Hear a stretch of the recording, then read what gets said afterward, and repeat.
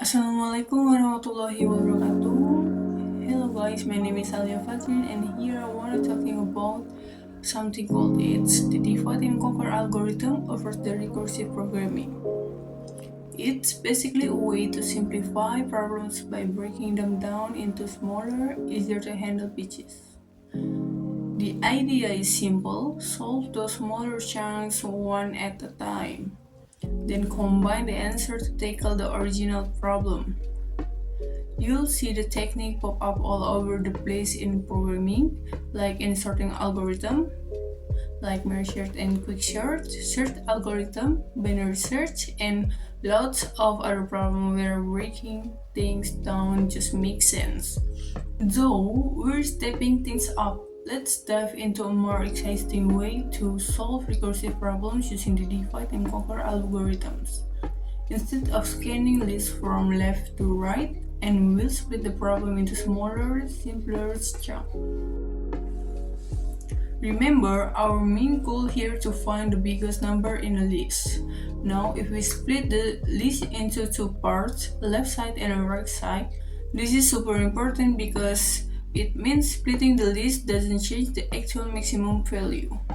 Once we have the original list into two parts, we can split it again into 4 parts, then we split those 4 into 8 parts, and so on. Until we're down to list with just one number each. Now going back to the problem of finding the biggest number. We know we can take two lists, combine them, and figure out the max between the two. And obviously, with this in mind, we can start finding the maximum number in the whole list. Let's begin combining lists together on lower left, starting with 2 and 1. The max of 2 and 1 is 2, so we can turn 2 as the maximum value. Then we take the max of 0 and negative 4, which is 0. Then the max of 3 and 6, and 7 and 5. After that, we can replay the same process to the third row.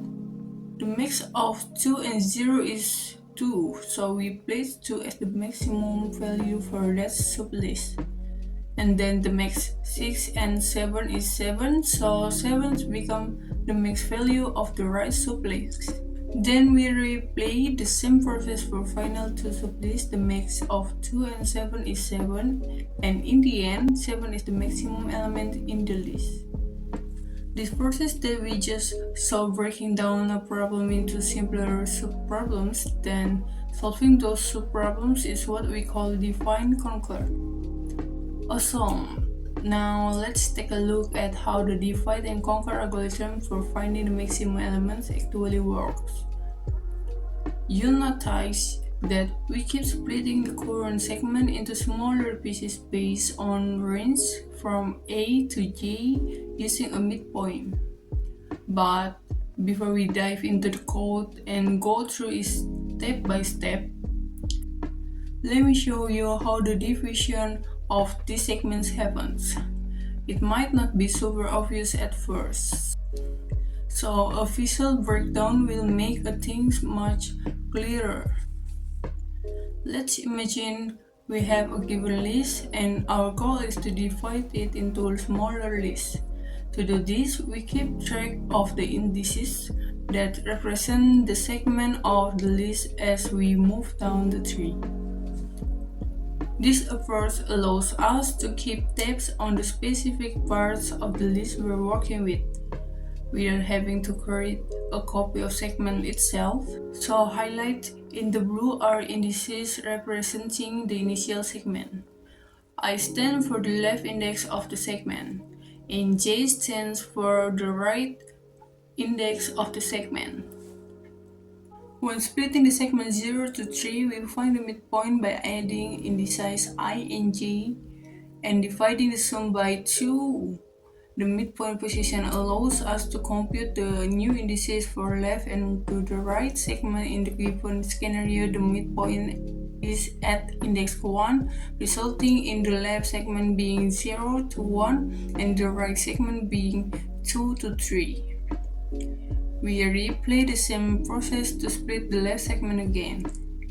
In this case, the midpoint is at index 0, and then new left segment is at 0, 0, and the right segment between 1 and 1 both inclusive. And similarly, for the right segment, here the interval 2 to 3 is broken down into a left segment of 2, and a right segment of 3 to 3. And that's how the splitting process works in a nutshell. Now let's go back to the pseudo code for a moment. Now looking at the code again, you can see that inside the find maximum element function, the first thing we do is check if the list is empty and return null if there are no elements. The reason for doing this is that there are no ways to divide of the empty array any further.